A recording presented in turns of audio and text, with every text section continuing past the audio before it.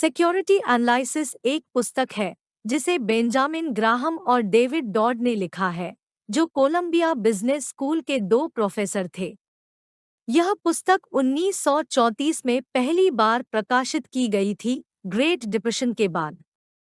Graham और dot का उद्देश्य इन्वेस्टर्स को सिक्योरिटी एनालिसिस के लिए एक सिस्टमैटिक दृष्टिकोण प्रदान करना था, जिसमें शेयरों और बॉन्ड्स की वैल्यूएशन प्रक्रिया शामिल होती है। पुस्तक दो भागों में विभाजित है। पहला भाग, डिस्क्रिप्टिव सिक्योरिटी एनालिसिस, विभिन्न प्रकार की सिक्योरिटीज और उनके वैल्यूज पर प्रभाव डालने वाले कारकों की एक अवलोकन प्रदान करता है। दूसरा भाग, सिलेक्टिव सिक्योरिटी एनालिसिस, वैल्यूएशन करके अंडरवैल्यूड सिक्योरिटीज की पहचान करने के लिए उपयोग किए जा सकने वाले विभिन्न निवेश रणनीतियों पर चर्चा करता है। Chapter 1, the scope of security analysis. इस चैप्टर में सिक्योरिटी एनालिसिस के बेसिक कॉन्सेप्ट और इसके दो मुख्य उद्देश्यों का परिचय दिया गया है। एक, फेयर मार्केट में बेचे जाने पर उसकी वैल्यू निर्धारित करना, जो कि इंट्रिंसिक वैल्यू होती है। दो, अपने इंट्रिंसिक वैल्यू से कम वैल्यू पर ट्रेड करने वाले सिक्योरिटीज की पहचान करना, जो लाभ का अवसर देता है। लेखकों का दावा है कि किसी भी निवेशक के लिए सिक्योरिटी एनालिसिस जरूरी है जो सूचित निवेश निर्णय लेना चाहता है। वे इस बात को बताते हैं कि स्टॉक मार्केट अक्सर असंयमी होता है और कीमतें मूल्य के मामले में काफी भ्रमित हो सकती हैं। सिक्योरिटी एनालिसिस करके निवेशक सिक्योरिटीज की पहचान कर सकते हैं जो गलत मूल्य लगा हुए हैं और संभावित रूप से लाभ कमा सकते हैं। Chapter 2, the nature of investment and speculation. यह चैप्टर इन्वेस्टमेंट और स्पेकुलेशन के बीच अंतर को विशेषता देता है। इन्वेस्टमेंट को दीर्घकालिक रिटर्न की आशा के साथ सुरक्षा की खरीदारी के रूप में परिभाषित किया जाता है। दूसरी ओर, स्पेकुलेशन को त्वरित लाभ की आशा के साथ किया जाता है। लेखक यह दावा करते हैं कि इन्वेस्टमेंट अधिक प्रामाणिक तरीका है।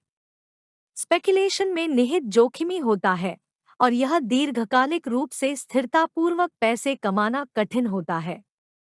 वे सिफारिश करते हैं कि निवेशक अंडरवैल्यूड सिक्योरिटीज की पहचान करने पर ध्यान केंद्रित करें और उन्हें दीर्घकालिक रूप से होल्ड करें।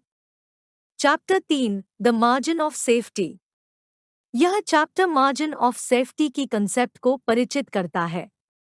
मार्जिन ऑफ सेफ्टी सिक्योरिटीज के इंट्रिंसिक वैल्यू और वर्तमान बाजार मूल्य के बीच का अंतर है। निवेशक केवल ऐसी सिक्योरिटीज को खरीदे जो उनके इंट्रिंसिक वैल्यू से डिस्काउंट पर ट्रेड होती है। लेखक यह दावा करते हैं कि निवेशक केवल ऐसी सिक्योरिटीज को खरीदे जो उनके इंट्रिंसिक वैल्यू से प्रमुख छूट पर ट्रेड होती है। इससे अनपेक्षित घटनाओं के खिलाफ सुरक्षा मिलती है और लाभ कमाने की संभावना बढ़ती है। Chapter 4, fundamental analysis of common stocks. यह चैप्टर सामान्य स्टॉक्स के मूल्यांकन के फंडामेंटल एनालिसिस पर चर्चा करता है। फंडामेंटल एनालिसिस का मतलब है कंपनी के फाइनेंशियल स्टेटमेंट और अन्य जानकारी का मूल्यांकन करके उसका इंट्रिंसिक वैल्यू निर्धारित करना।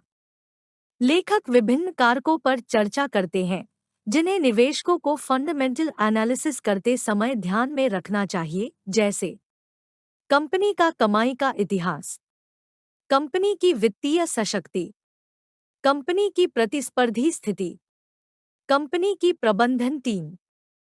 Chapter 5, technical analysis of common stocks.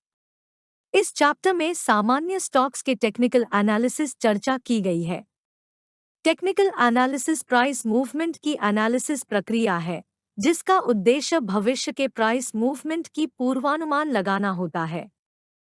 लेखक यह दावा करते हैं कि टेक्निकल एनालिसिस फंडामेंटल एनालिसिस के मुकाबले कम स्तर पर होता है। उन्होंने इसका उल्लेख किया है कि टेक्निकल एनालिसिस भविष्य की घटनाओं की पूर्वानुमान नहीं कर सकता है और यह अक्सर दलालों द्वारा तेजी से मुनाफा कमाने के लिए इस्तेमाल किया जाता है। Chapter 6, the valuation of common stocks. यह चैप्टर कॉमन स्टॉक्स की वैल्यूएशन पर चर्चा करता है।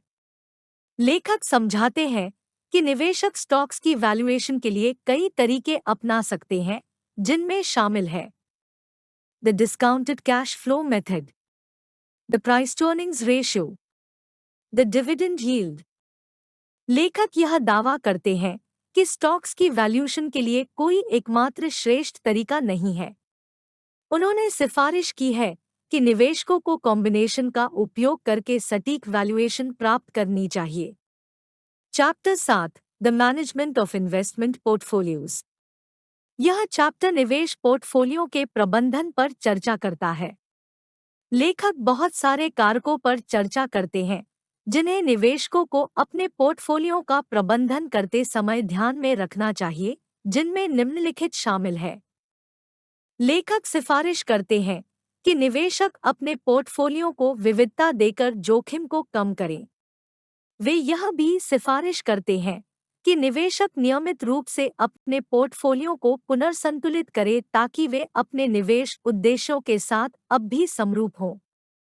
Chapter 8, the investors psychology. यह चैप्टर निवेशक की मनोवैज्ञानिकता पर चर्चा करता है। लेखक यह दावा करते हैं कि निवेशक अक्सर भय और लोभ जैसी भावनाओं के कारण प्रेरित होते हैं। उन्होंने इस बात का उल्लेख किया है कि ये भावनाएं निवेशकों को गलत निवेश निर्णय लेने के लिए प्रेरित कर सकती हैं। निवेशक एक अनुशासित निवेश प्रक्रिया विकसित करें और उस पर कायम रहें, यहाँ तक कि जब भावनाएं अधिक प्रबल हो रही हों। वे यह भी सिफारिश करते हैं कि निवेशक अफवाहों या पर्याप्तता पर आधारित निवेश निर्णय लेने से बचें। Chapter 9, the future of security analysis. यह चैप्टर सिक्योरिटी एनालिसिस के भविष्य पर चर्चा करता है। सिक्योरिटी एनालिसिस निवेशकों के लिए अभी भी एक मूल्यवान उपकरण है। उन्होंने इस बात का उल्लेख किया है कि स्टॉक मार्केट अभी भी यथार्थ स्थिति में है और कीमतें इंट्रिंसिक वैल्यू से काफी दूर हो सकती हैं। लेखक सिफारिश करते हैं कि निवेशक अंडरवैल्यूड सिक्योरिटीज की पहचान करने के लिए सुरक्षा विश्लेषण का उपयोग जारी रखें और उन्हें लंबे समय तक धारण करें। वे यह भी सिफारिश करते हैं कि निवेशक नवीनतम आर्थिक और मार्केट विकास के बारे में जाने रहें।